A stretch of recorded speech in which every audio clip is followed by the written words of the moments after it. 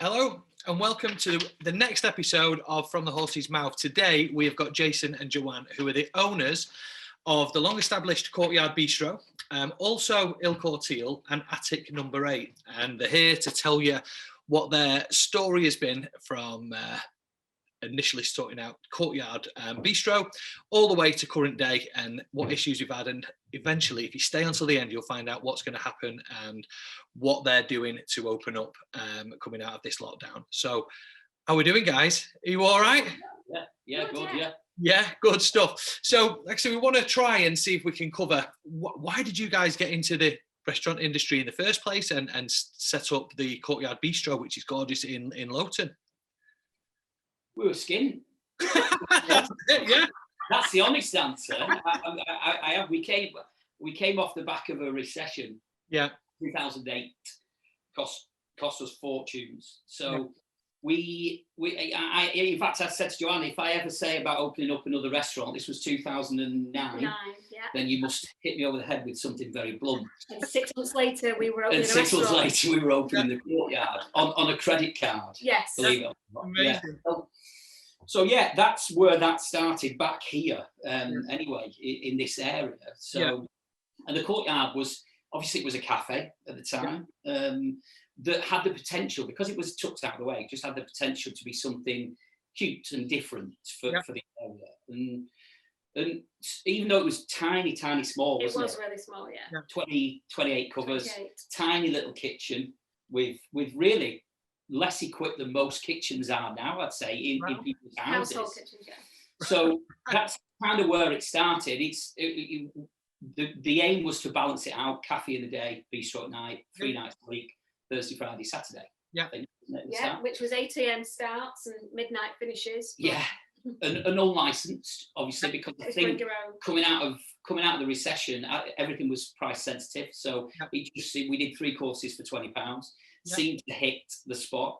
Yeah. And before we knew it, we were 8 weeks booked up in advance. Right. So the legs were there, but the bistro took over the cafe, and so we had to lose the cafe about 12 months in. So I'd say a bit longer. Perhaps about 12 months in, because 18 months later we knocked through to next door, didn't we? Yeah. So we expanded, knocked through to next door, doubled the size, doubled the headache. Well, that's it. Yeah, it was good by then too. Yeah. So you were front of house, weren't you, Joe? And Jason, you were in the kitchen back in the day as well, cooking all the steaks. So, how did you enjoy working at it? You know, because you guys were building it up right from the beginning. It must have been frustrating at some points, but what were the highs and lows of it? There was lots of lows. There was lots of lows. I suppose living together, working together, that was always a difficult one. If you spoke to Gareth, our chef that's been with us for 11 years, he will document most of them for us. No, to be fair, it was really good working there. We both, the people made it. We both loved it. We had such so many regular customers who came in who have become friends. Yeah. So, and that's how we see them. We see them as friends now, not customers, which was really good. You know, when they came in, it was just so nice to chat to them and catch up with them and whatever. So it was good. And that's just snowballed. It's kind of just how it's gone. Obviously, the business has evolved. Our roles have evolved and changed. That's right, yeah. But predominantly, we still have them customers, and then customers migrate to the other places as well, which is cool. It's great. But as I say, that's what it was about. It was about the people supporting us that allowed us to start that journey really 11 years ago or whatever it was, wasn't it? But as the business grew and we went on and got somewhere else, it became a little bit impossible for me and Jason for me to be front of house or Jason to work the kitchen, because we were doing so many other things. So it became, let's bring a manager in, let's make Gareth the head chef, let's just change, and we'll not take a back seat, because we were doing all the legwork, running around doing everything else. We was getting phone calls left, right, and centre for this, that, and the other. We were doing so much, but we just weren't the face of it, I suppose. Yeah, it's good because you were quite well known for you have like the live entertainment on nights, and what was it like Dirty Thursday with the burgers and a beer and some of those offers, and I'm sure they went down a storm, didn't they?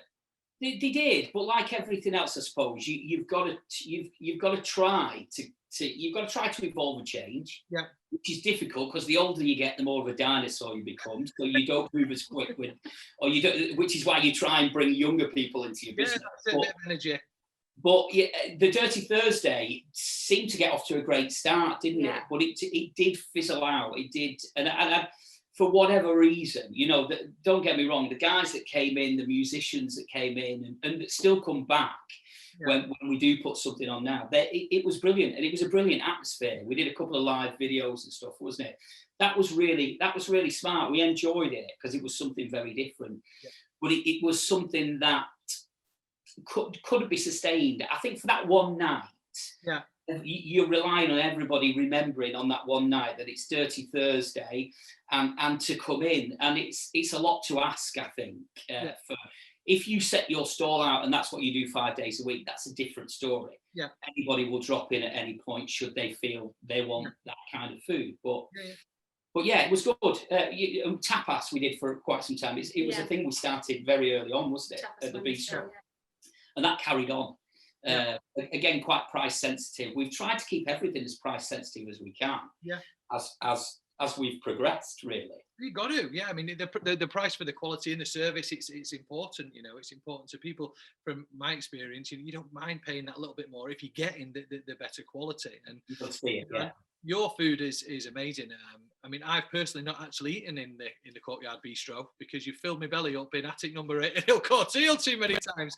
One of the other dishes that I know you were people used to flock to you guys for was your Sunday dinners. Yes, still is actually. Thankfully, touch wood. Yeah. We've kept it again. We've kept that really. We've kept it really simple. Yeah. Old school, if you like. Yeah. Going back as a chef, and anybody watching this will know that when you used to go out for a Sunday roast, you'd have a top side or a silver side of beef. If it was somewhere posh, you might have had a rib or a sirloin of beef. But price dictates whether you can put that on your menu. Yeah. So we were in Oxford a good few years ago, wasn't it?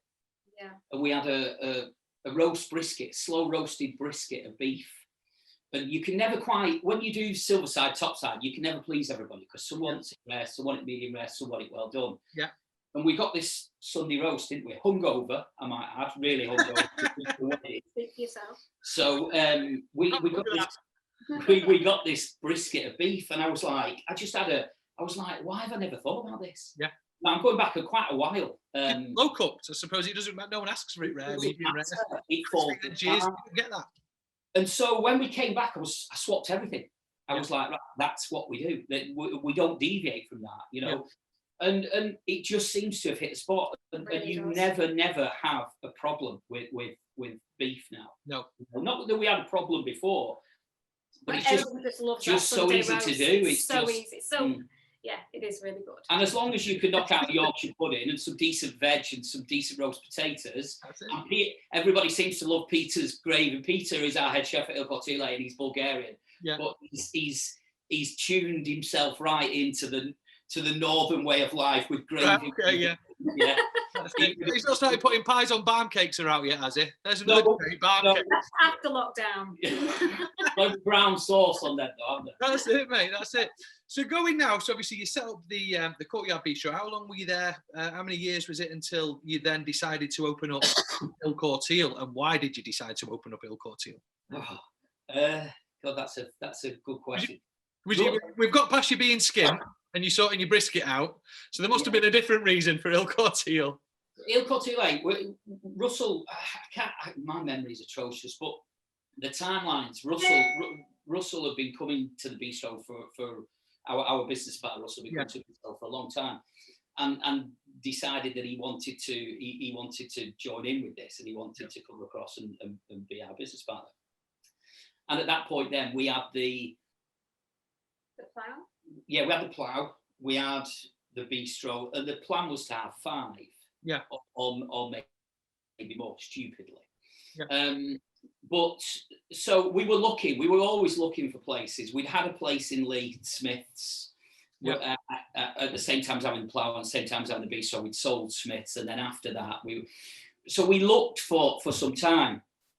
Now, obviously Renato's is and Sopranos after Renato's was always a bit of a cult thing, wasn't it? It was always a good venue in Culcheth. That was Don's. So when we knew that they were coming out, we were looking at something else at the time, and then we knew that they wanted out. So we swapped from that particular place that we were looking at Lane Head, at Lowton, and swapped onto Sopranos as it was then. And it just seemed to fit for us. It was probably more money than we wanted to spend. And then when we got in... And the venue was probably a lot bigger than we had really wanted. Big. It's a big restaurant, that. Yeah. It's huge, yeah. Yeah. And I think that was part of the problem when we got in, really. We realised it needed brightening up, modernising. The kitchen, do you remember, none of the kit worked properly, but by the time the lads from Italy that we brought over, all the Italian chefs, by the time they started scrubbing everything and cleaning everything, we then realised that the extraction needed about 10 grand spending on it, and then all the cook line needed replacing. So this was all with about 4 days to go. And as you said, we'd never done an Italian before, so we didn't really know much about Italian food, I'm going to be honest. So well, speak for yourself. Well, I didn't. Just because you can throw up a spag bol with a bit of dolmio, Jason, doesn't mean to say that you know Italian. But we did. We thought, right, let's get Italian chefs in because they can cook Italian. So that's all the front of house, everything. I mean, you brought in what, you know, at the time you were trying to do the best of the best, get the right guys in, do the exactly what you were doing. Yeah, we wanted to be the best Italian, and we got it wrong. We all Oh, we massively got it wrong. We got it wrong. We flew chefs in and front of house from Italy. We you know, and put them up in houses. Because we wanted that authenticity. Yeah. And I think in this business, if you've got it wrong, you've got to nip it in the bud straight away. And within 3 months, well, I think day one, March. We knew we'd got it wrong, but we opened in November. No, we opened in December 2017. 19th of December. And then by the time we got to just after Mother's Day, 2018, we changed it all completely. Everybody went chefs, front of house. Front of house. And you know, the change was incredible. You know, Peter, who is still the head chef there now. To be fair, Peter was offered a job right at the start. And he got offered another job somewhere else at a hotel, and that's what he wanted to do. Then we had a conversation about Christmas time. Peter was like, "I'm not enjoying where I am." So your timing couldn't be any better. It's like somebody. I bet you that one, Oh, thank God for that. So Peter came across then. There was a little bit of a Italian-Bulgarian standoff probably for a time in the kitchen. All good fun. And we knew Peter was that ingredient that it really needed to make the Italian work. He'd come from a great background, Piccolinos and so on, and his standards were right up there. So it's down to Peter that steadied that ship really from a food perspective. And what you see today is just that evolving really. It is. I mean, it's stunning restaurant today. Gutted that it's at a short. I've had a couple of takeaways from there, and I've got to say it travels quite well, that food. I was a bit surprised. I thought we'd get a pizza and we'll try a pasta, and I'm not the easiest cookie because my first ever job, I used to be a chef, so I'm not the easiest. And you'll know this, Jace, when you go into other places, and I'm thinking, is this pasta and sauce going to travel well? Because I know stews do, like in curries and Chinese and this type. Anyway, we ordered it, and I thought, well, what's the worst that could happen? I'm not bloody cooking tonight, so we're eating it, whatever happens anyway. And I was really surprised. My wife ordered the fish dish that's on the takeaway, fish stew, or what, I don't know what it is, but she ordered that. Probably the mixed seafood with the pasta. That's it, honestly, really, really good. And things like the chips, there's the little twists on them, and, you know, I think you did roasties with like garlic and rosemary or something like that. If I'm, really, really nice. Takeaway difficult. It is difficult because in an ideal world, I think you get your takeaway, and if you're getting a pizza, they're pulling it out of a bag at your door, aren't they, and things like that. So because we only delivered for a short period of time, that had that when you rush into something and try to put a delivery service in, we didn't quite pull it off. Yeah. There was too much insurances for this and so on and so forth. So when you're coming to collect your takeaway, it isn't going to be as piping hot as it would be as you pull it out of a bag from a Domino's or a Pizza Hut or whatever you want to. So I think the ideal thing is to probably have the oven on, especially with pizza. If you've got the oven on and bang your pizza in for 2 minutes, it'd be just like you've had it at the restaurant. But not everybody wants to do that with a takeaway, and I get that, you know. So I thought it travelled really well. I was surprised. That's what I was actually saying there. I don't know if that came across wrong. Maybe I didn't say. No, it did. No, you did. It travelled really well. I thought it wouldn't, so I ordered the pizza just in case it was crap. Yeah. And my wife ordered the pasta, and it travelled really well. I've got to say, it was, and we went back again and again. So it's good. So you've gone through this stage now. You set up a couple of nights or event style things. So I know you did like the pizza and prosecco days, evening out. So what other things have you done? So and I know about when I spoke to Russ actually on the phone, he was quite fragrant about the pizza and prosecco thing. So brilliant. I knew Russell would be. Yeah, well, his words were, if I want, he said, it's brilliant until you get a load of women who've been in there drinking tons of prosecco, a couple of pizzas, and you say, look, you're here for an hour and a half, whatever it is, you're now on 2.5 hours. No, we're not. But it must have gone down pretty well. So what have been the highlights that you've had whilst we've been open? What have been the good things that you've managed to do and say, do you know what, that's been a good night, we're going to keep that going? Well, that pizza prosecco was one of them. Pizza prosecco is, we used to, when we first, very split. It is very split. When we first opened, Saturday afternoons just weren't doing it, were they? It was like tumbleweed in there. Nobody came out. So I was like, why don't we do a brunch? Why don't we do a pizza prosecco brunch? Let's get the ladies in. Me and my friends would come. So, you know, and Sue, who's his wife, sure, she'd come and her friends. Let's do this. So we did it the first couple of weeks. Not a few takers, not many. Then boom. Everybody was descending on Culcheth on a Saturday afternoon for pizza prosecco. Coming in prim and proper and leaving like they've been on a hen night. Well, that's what I'm just about to say, because they come and they do get dressed up, and I think that's great on Saturday afternoon. I think it's great. I do. But I do know what Russ means. You know, some people see it as a challenge. You know, how much prosecco can I get down my neck? You can drink as much as you can in 90 minutes. We don't promote it like that. You know, we've worked very closely with weights and measures. We've worked very closely with licensing, with our wording and things like that. The unlimited thing is not PC, and we're aware of that, and we're aware of social media campaigns. If you look beyond Culcheth and you look into Manchester and Liverpool, they're all still using bottomless. They're all still using unlimited. But Warrington Council see it a little bit differently, and I'm fine with that. Okay. You know, as long as we're policing that, and as long as we have water on the table, our guys are very keen, especially Fabio. They're very keen on making sure that everybody else around, let's say, somebody who sees a table that sees it as a challenge, around in the restaurant, we're very keen on making their experience as good and nice as possible, so that the few don't spoil it for the many, because that can happen in any scenario where there's drink. But it has been a success compared to, like Joanne said, it was tumbleweed down on a Saturday afternoon. So that I smile when Russ says that, because I'd sooner have that side of it than not have it at all. It shows people are having a good time. They're enjoying themselves. They're feeling relaxed in your environment. That's how I see it. And that's what we want people to do. We want people to come. We want people to have a good time.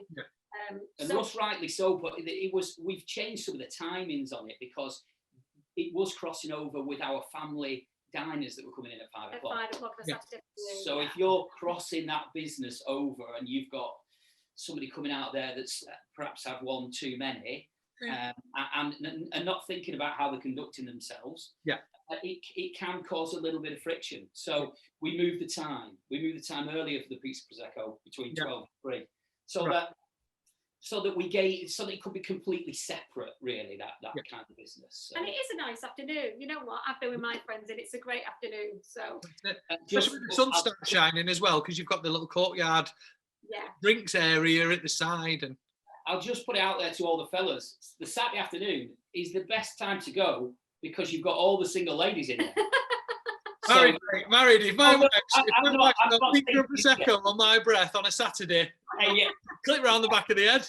Yeah, we could turn it into a speed dating thing, couldn't we? Really, you know. But what you need to do, see if you can get football on in the beer garden outside.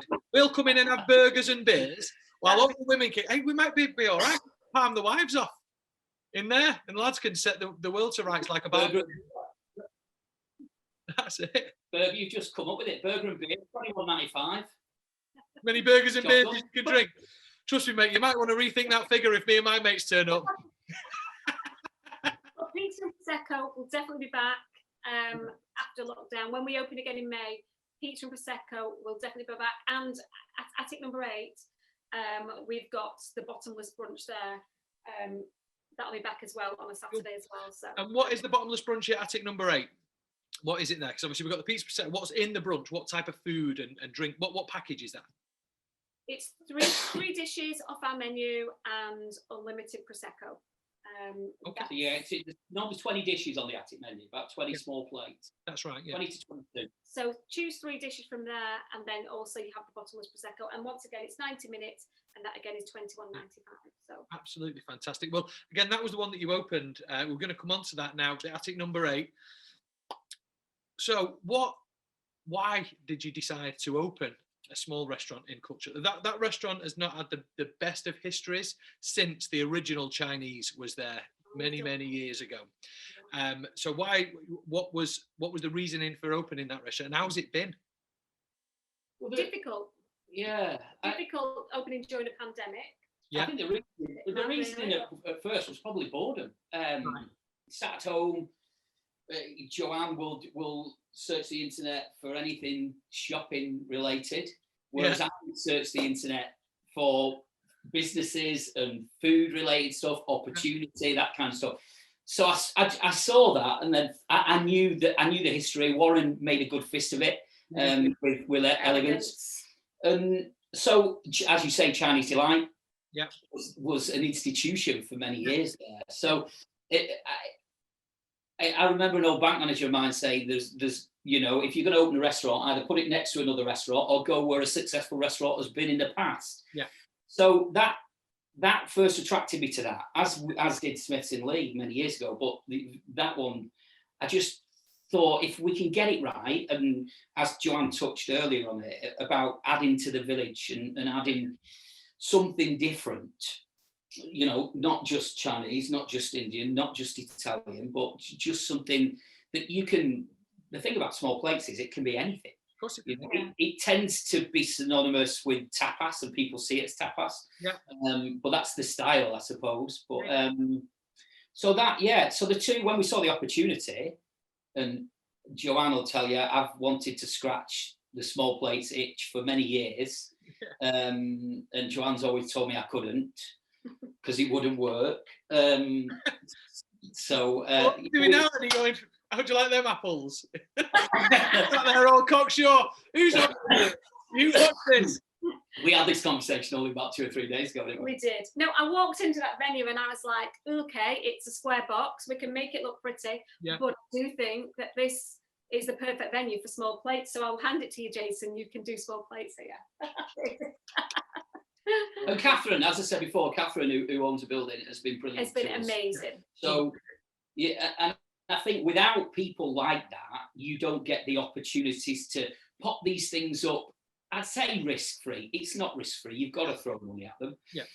But to throw the minimal amount of money, you do need somebody like Catherine who's willing to invest in you as people. That's it. And so, yeah. And I think it's a great addition to the village. The village is... it's got some brilliant restaurants, but they're all very different. Yeah. There's lots of different restaurants, and I just think it's a nice addition to the village for people to make it a destination to come to Culcheth. I think that's nice. I think it's a different dining experience as well. I know I've been a few times with my wife, and we went actually just as the lockdowns eased in between. I can't remember the exact dates, but we went. And for us, it was a case, I think it was like, I don't know, 5:30, 6 o'clock at night. We'd not had our tea, and we said, what can we do? And we didn't really want a proper sit-down meal and all this type of thing. It seemed a bit drawn out. We said, well, look, let's go down there. And we treated it ourselves. And I don't know if your other customers see it like this, but it was like going to a nice bar that served you. We saw it as more of a time to chat and just, you know, have a little beer, let our hair down, get away from the bloody kids for 2 minutes, if I'm honest with you, you know. So we went there and drink just a couple of plates, and they came along as and when they were ready, which I really liked the idea of. And we were in for about 45 minutes, something like that. And it didn't feel like a sit-down meal where you're okay, what would you like for starter, this, that, which I enjoy, you know, don't get me wrong, but I think it's a different dining experience. And I think it's something that a lot of maybe businesses don't see that, you know. It is. Yeah, I'm glad you said that. It's nice, relax. That's what we wanted. That was exactly the brief that we set out. Oh, okay. And you just hit it without us even saying it. So for you to say that is pleasing, because that's exactly how we want. We didn't speak about that actually before. No. Before the guests come on, we always have a bit of a chat first, put the minds at rest. Oh, Dave, I'm going to shit myself. We're on video. Don't worry. It'll be fine. So, yeah, I'm pleased I've hit the nail on the head, because that was my true. If everybody perceives us like that, that's incredible. And lots of people have supported us, which is really, really great, because it's always difficult when I'd like to think that if people have visited the bistro and if people have visited Il Cortile and they've enjoyed it, then they've got a little bit of confidence when they pull their hard-earned out and hand it over to us. And I think that's been the key for the attic, is to keep it low-key, to keep it informal, to keep it dead honest in the fact that you can go and have a beer, and you can go and have a beer and a bowl of chips if you want. It doesn't matter. Yeah. And that's exactly what we wanted it to be, really. And then if you want to stay and have 6 cocktails, brilliant. You stay and have 6 cocktails. The cocktails are very good. Oh yeah, that's it. Well, they made me. Yeah, my wife had a couple of cocktails, and when I started seeing her slowing her work, right, come on, let's go, love, we're off now. No, it's not. And the pubs do, you know, a similar sort of thing, but it's not the same. Going into a pub is not the same atmosphere as like that cocktail bar with food. That's how I think I'm trying to put it on. It's a nice little cocktail bar, chill out area, and we serve food as well. That's how I treat the restaurant. And each to their own. Someone might say, I go for the food, I don't really drink. Brilliant. As long as you go in, who cares? And you know what? That was similar to the ethos that we wanted at Il Cortile. We've not quite pulled it off. Now, I don't know whether that's because we're not seen as a venue that you can come and have a drink in, but we are very much that. We created a huge space inside as you go into Il Cortile, which in our minds was really for people to come and drink. We wanted a space for everybody to come and chill and have a drink, and then we wanted the space where you eat. And I hope that'll come at some point. But now we're talking about it. Hopefully, people will. Yeah. People have habits when they go out, don't they? And it's sometimes hard to change them habits. But if you can be they come to as honest as you don't can, want to eat, whereas we would like them just to come and have a drink. Well, that's it. Both. I mean, there's a few people that have done it. One of the places I used to go to quite a lot was the American bar in Hale. That was very, very much like that. You'd go and have a drink, and if you wanted burger and chips, you can. In fact, you can go there for breakfast if you want in the morning. I've been there many a times. But it's nice to have that. And if that's not something, sometimes it's just people just aren't aware. You know, that, look, this is what we don't mind you coming in and having a drink. Some people might think that, well, I'm not just going to go there for a drink because I might feel awkward and people are coming in and out. But let's let everybody know that that's cool. Yeah. We still get people, we've been open since 2017. We still get people awkwardly coming to the door going, are we okay to just have a drink? Like, yeah, of course you're okay to come in. Drink lots, please. That's the shame about the pandemic, because we've had to take all of our bar stools away in Il Cortile. We couldn't put bar stools in at the attic. We were going to have 4 little bar stools and create that little area there, and we couldn't. I'm hoping when we do open, we can pop them back, but I'm not sure. The jury's out on that at the minute. So we'll try and wrap this up. I'm mindful that we've been going now, believe it or not, for half an hour, 40 minutes or something. So There I'm this is what happens. I'm off all day. This is what happens. No, it's not. We're talking, and people like listening to this type of thing. Hopefully. So now we've got the opening, the first openings where bars, restaurant, or hospitality sector, should I say, are starting to open on the 12th. Now I know we've had a chat, and you said you've looked at this, and that may not be happening for you. So what are you hoping to happen? And we know we don't know yet. Nobody knows what's going to happen. What are you hoping to happen, and what are you hoping to see once we start getting out of this? Okay, well, obviously on the 12th of April, they're saying you can open outside, and we do have an outside area at Il Cortile, and we have looked into it about perhaps putting some gazebo, marquee type thing up. Yeah. But because of the way it's all configured, it's not going to work. So we won't be opening on the 12th of April for people to book in and to dine. However, what we have decided is we're still going to be open for takeaway on the Friday, the Saturday and the Sunday. Yeah. And if the weather's nice, keep your eyes on our socials, because if the weather is nice, what we will be doing is saying open house. It's open. There's no booking system. If you want to come and get a takeaway, then by all means come and have a bottle of wine before and sit out on the terrace. Come and have a couple of cocktails and sit on the terrace. That's fine. Yeah. These are our opening times. It's first come, first serve. Like I say, no need to book. Do that and grab a takeaway, or if you want to eat it outside on the terrace, that's fine. You can also eat it outside on the terrace, but obviously we don't want people sat there pouring down with rain, drinking a glass of wine, soggy pizza. That's not going to work. It's not going to work for us, and it's not going to work for other people. But like I say, the weather's nice. We'll be putting it out there. Our terrace will be open from such time. First come, first serve. If you want to come and join us, join us. That's why we can't book it out, really, because the weather's so, you can't impact on it, can you? So, So if we have an April like we had last year, then that might be a different story. Yeah. But and again. Yeah, we'll just have to put it on the socials and react, really. Yeah.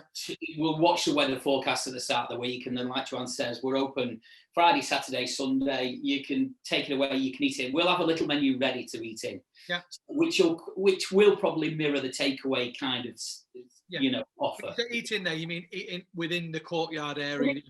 Yeah, you won't be allowed to eat inside. You can visit the toilet, I think, is what they've been saying, so that's no problem. So and providing the sun is shining, or it's at least warm, or warmish to sit out, by all means come down and enjoy your pint of Manabrea that you've been missing. So yes, I think a lot will. Or your Podstar Martini. Yeah, exactly. Yeah. And just right. It'd be a smaller staff, but the offer will be there. And the menu, like we say, the menu will be small. It won't be our huge menu that we normally have. It will be a much reduced menu. But that's what we're doing. And the other sites won't be open till the 19th of May. Yeah. Once again, when we open back up in May, we'll only be opening again as we have done Wednesday, Thursday, Friday, Saturday, Sunday. Yeah. We've got offers on when we open. Of them. Really, it's a thank you for supporting us, because people have supported us during lockdown. So on a Wednesday and a Thursday, you can come and get 30% off your food at all the venues. Oh, so perfect. Is that a voucher? Is that just anywhere? Do you need a voucher for this? Or? No, just need a voucher. When you book online, it will tell you that this stuff is there. So on our booking system, it will say there's 30% off. So like I said, on Wednesday and Thursday, it'll be 30% off your food at number 8, Il Cortile and the Courtyard Bistro. Yeah. We're going to have bottomless brunch still happening at the attic. Attic number 8, and we also do bottomless brunch on Saturday at the Courtyard. That's going to continue. Yeah. Pizza and prosecco will still be there on Saturday. That's it. There's also the attic on a Sunday. Oh yeah. On a Sunday, we're going to do something a little bit different. We're going to have a Sunday social between, say, 3 and 6. Okay. Yeah. There'll be an offer on something along the lines of either 3 small plates, Sunday lunch, and either a certain amount of prosecco or a certain amount of cocktails for a fixed fee. Or beers. Or beers, yeah. So that you can come out with the missus. It's not it's not channeled at any kind of, you know, a group of ladies or a group of gents. So you can come and mix and match. So we'll have a DJ on as well, won't we? DJ or live music, 3 till 6. No, I could do style DJ, but big party one. You're gonna might turn into that. On the stick. You know, just some nice. We're looking forward to that vibes in the background. We're looking forward to that because I think it suits that venue. It will suit that vibe, and we'll keep the price really keen so that it's affordable. You know, I'm conscious. Well, we're all conscious that not everybody wants to go out on a Sunday night. You want to maybe go out and have a bite to eat and a few scoops in the afternoon. That's it. For a bit of a walk, finish off in attic number 8, and then Netflix when you get home. Sounds like an absolute plan. Absolutely. Brilliant. Well, guys, honestly, it's been lovely talking to you. Thank you. And it's been great to hear your story, where you've come from, what you've done, and put a face to the names and the owners that are at the back of this business, because, you know, people like to see that, and you can see your guys' passion for what you're doing, you're pushing forward, and everything you've put in place. And I certainly wish you the best of luck as we start opening up. And reserve me a table in all 3 of those places as and when you can, and I'll be there to spend a few quid if I can. So look, that's pretty much it. As I always do, I'm going to put all of their social media details on the description, depending where you are. Might be in the comment section, might be in the main description of it, but I hope you wish them well to open up, and we all can't wait to start seeing these venues open. So from me, guys, thanks very much for spending the time and talking to us today. So thank you. Thank you very much. No worries. Right then, that's it. Goodbye. Thanks. Take care. Bye. Thanks a lot. Bye.